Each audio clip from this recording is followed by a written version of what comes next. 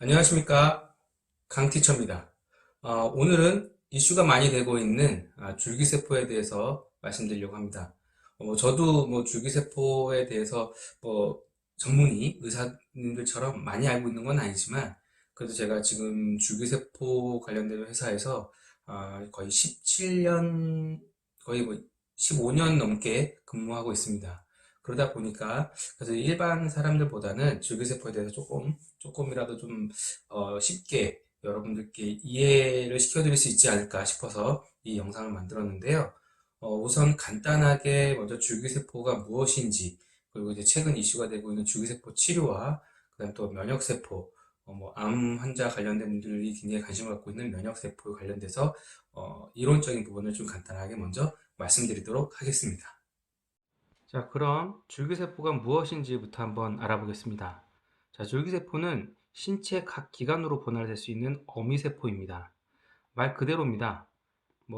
여기 보시면 줄기세포 자체가 우리 몸에 있는 줄기세포가 근육을 만들고 혈액을 만들고 혈관을 만드는 등 우리 신체를 구조를 만드는데 이 줄기세포가 근본적인 재료라고 말씀드릴 수 있습니다. 이 줄기세포가 성장에 사용이 되면서 우리 몸이 자라나는 거죠. 근육을 더 만들고 혈관을 더 늘리고 피부를 늘리면서 우리가 성장을 하게 됩니다. 그리고 또 하나는 이 줄기세포가 재생에 대한 효과가 있습니다. 그래서 피부가 손상되거나 근육이 손상되거나 여러 가지 몸에 손상이 되는 부분을 이 줄기세포가 찾아가서 그 손상된 부분을 재생시키는 그런 역할을 가지고 있습니다. 줄기세포는 크게 세 가지 종류가 있는데요. 여기 보시면 배아줄기세포, 성체줄기세포, 역분화줄기세포 이렇게 세 가지로 나눌 수 있습니다. 배아줄기세포는 많이들 알고 계시죠? 황우석 박사님을 통해서 많이 알고 계실 겁니다. 자, 그렇다면 좀 줄기세포에 대해서 말씀을 드리면 성체줄기세포는 우리가 골수나 제대혈, 인체에 구성되어 있는 기존에 구성되어 있는 줄기세포를 말합니다. 그리고 배아줄기세포는 난자에서 핵을 제거해서 여기에 우리가 원하는 여러 가지 신체 구조를 집어넣어서 분할을 시켜서 만드는 그런 줄기세포고요. 유도 만능 줄기세포, 역분화 줄기세포라고도 하는데 이거는 뭐냐면 이미 분화된 피부세포를 가지고 조작을 통해서 다시 기본의 어미세포로 만드는 것을 유도 만능 줄기세포라고 합니다. 아직 이 단계는 이론 단계라고 말씀드릴 수 있습니다. 일본에서 한 교수님께서 이걸 통해서 노벨상을 받으시긴 하셨지만 아직은 이걸 통해서 실질적으로 임상을 진행하거나 치료제를 만드는 그런 진행은 아직 진행되고 있지는 않습니다. 자, 말씀드린 것처럼 이 모든 것은 이 수정란을 통해 자기가 원하는 여러 가지 기관으로 만드는 데 필요한 원료로 사용하는데요. 근데 이 중에서 저희가 지금 많이 사용하고 있는 건 이 성체줄기 세포입니다. 그 이유는 아까 말씀드린 것처럼 배아줄기 세포는 윤리적인 부분 때문에 지금 전 세계적으로 연구가 굉장히 많이 어려운 부분이 있고요. 유도만능줄기 세포는 아직 이론 단계다 보니까 진행 상황이 많지는 않습니다. 이 성체줄기 세포는 우리가 많이 알고 있는 골수, 그 다음에 제대혈, 지방, 그리고 말초혈액 등에서도 채취할 수 있고요. 그러다 보니 쉽게 채취하고 그걸로 연구도 굉장히 많이 오래됐기 때문에 이 성체줄기 세포를 이용한 치료제에 대한 현황이 굉장히 많이 나타나고 있습니다. 자, 그럼 면역세포란 무엇일까요? 면역세포는 면역을 담당하는 세포입니다. 그리고 면역세포가 부족하면 각종 질병이 발병되기 쉽습니다. 잘 알고 계신 거죠? 면역세포의 종류는 NK세포, T세포, B세포, 그리고 수지상세포라는 게 있습니다. 이 면역세포는 기본적으로 비정상인 세포, 그러니까 우리 몸속에 들어온 여러 가지 암세포를 포함해서 여러 질병세포들을 발견하게 되면 이 면역세포가 활성화되면서 이걸 공격을 하게 됩니다. 그래서 이 암세포라든지 여러 가지 질병세포를 파괴하게 되는데 이 면역세포가 부족하게 되면 이 암세포들, 비정상세포들이 활동을 하면서 질병이 발생하게 되는 겁니다. 우리 몸속에는 이런 암세포들이 하루에도 몇십만 개가 다시 생겨난다고 합니다. 그럼에도 일반적으로 암에 걸리지 않는 이유는 이 면역세포가 이런 암세포라든지 질병세포들을 계속 공격하면서 없애기 때문인데 이 면역세포가 떨어지면서 부족하게 된 경우 그때 암이 활성화되면서 발병이 되는 거죠. 그래서 면역력은 굉장히 중요하기 때문에 이 면역세포 치료가 또 항암 치료의 하나로서 새롭게 나타나고 있는 겁니다. 그럼 앞에서 말씀드렸던 줄기세포와 면역세포의 차이는 무엇일까요? 자, 줄기세포는 분화 능력이 있다고 말씀드렸고요. 또 하나는 재생 능력이 있습니다. 그래서 근육 및 피부, 신체 조직을 분화돼서 만들어질 뿐만 아니라 손상된 조직을 재생시키는 능력이 있습니다. 반면에 면역세포는 생체 내 침입한 병역을 독소에 저항하여 제거하는 능력이 있지 이런 분할 능력이나 재생 능력이 있지는 않습니다. 쉽게 얘기하면 줄기세포가 어미세포라면 면역세포는 그 자손이라고 얘기할 수 있겠죠. 이미 분화된 세포이기 때문에 다시 줄기세포로 되어지지는 않습니다.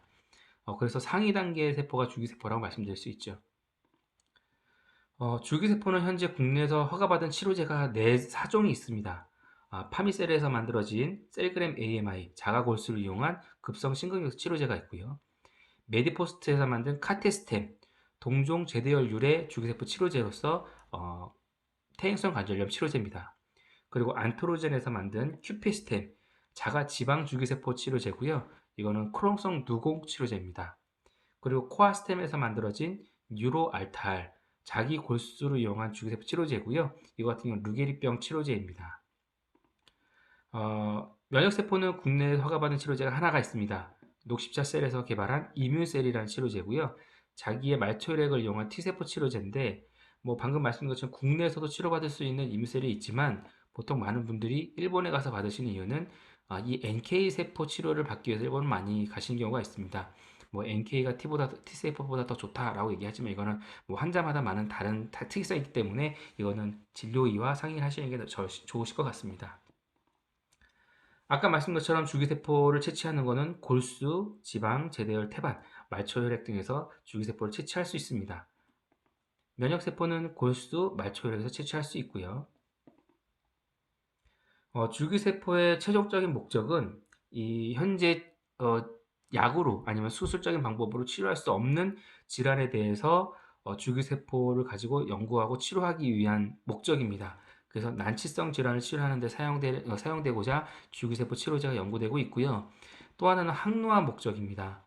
아까 말씀드린 것처럼 재생에 대한 효과가 있기 때문에 우리의 몸에서 계속 노화가 되는 신체 구조를 재생을 시켜줌으로써 노화를 좀 더디게, 그래서 어떻게 보면 항노화의 목적으로 사용되기에 좀 적합한 치료가 아닐까라는 생각을 하고 있습니다.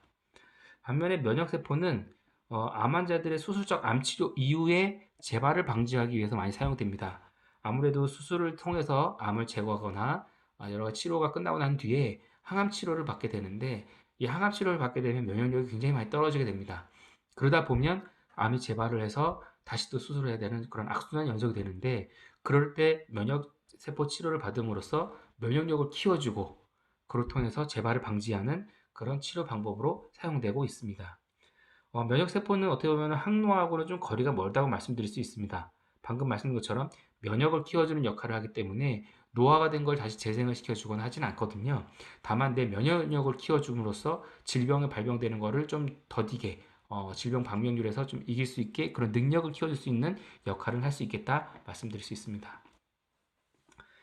줄기세포는 아까 말씀과 좀 동일한 부분인데 좀 간단하게 넘어가겠습니다. 줄기세포 치료제는 아까 말씀한 것처럼 손상 조직의 재생, 그다음 신체 기능의 향상을 통해서 세포 치료제를 만드는데 이런 걸 좀 호밍 이펙트라고 하고요. 또 파라크라이 임팩트라는 효과를 가지고 세포 치료제를 만듭니다. 보통 생산하는 방법은 진료의와 상담하시고 사전 혈액 검사, 이건 이제 예를 들어 간염이 있거나 매독이나 에이즈 간염 환자 같은 경우는 줄기세포 치료를 생산하는 회사에서 오염이 될 수 있기 때문에 배양 자체가 되지 않습니다. 그래서 이런 부분을 사전에 검사를 하고 아무 문제가 없을 경우에 줄기세포를 채취해서 배양을 하고 이 배양을 한 거 가지고 세포 치료제를 만들어서 다시 치료를 받게 되는 겁니다. 이런 순서대로 진행이 되고요. 자, 면역세포 같은 경우는 치료 원리는 방금 아까 말씀드린 면역세포, NK세포라든지 T세포, B세포 등 수장세포를 가지고 몸 바깥에서 여기 보시면 몸에서 분리를 해서 여기서 증식을 시킵니다. 그러니까 배양을 시키는 거죠. 면역세포의 수를 늘려서 다시 몸속에 집어넣어 이 암세포라든지 여러 가지 질병세포들을 사멸시킬 수 있는 능력을 키워주는 원리. 지금까지 말씀드린 것처럼 줄기세포는 우리 몸속에서 꺼내서 사용하는 줄기세포 치료제가 있고요. 그리고 타인의 줄기세포를 가지고 만드는 동종유래 줄기세포가 있습니다. 지금까지 아까 말씀드렸던 이 국내 4종의 줄기세포 중에 동종유래 줄기세포 치료제, 그러니까 남의 줄기세포를 가지고 치료제를 만든 경우는 지금 한 건이 있습니다. 메드포스트의 카티스템이라는 치료제인데, 다른 아이들이 기증한 제도혈을 이용해서 줄기세포 치료제를 만들고요. 나머지 3종은 모두 자기 골수 아니면 자기 지방에 있는 줄기세포를 가지고 이 치료제를 만들고 있습니다.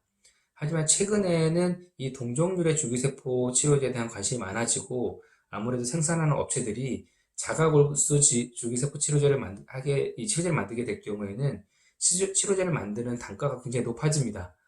왜냐하면 맞춤 치료제이기 때문에 한 명에 대한 치료를 위해 하나의 치료제를 만드는 거다 보니 치료제가 굉장히 비싸서 고가가 되다 보니까 환자들의 부담이 많이 생겨나죠.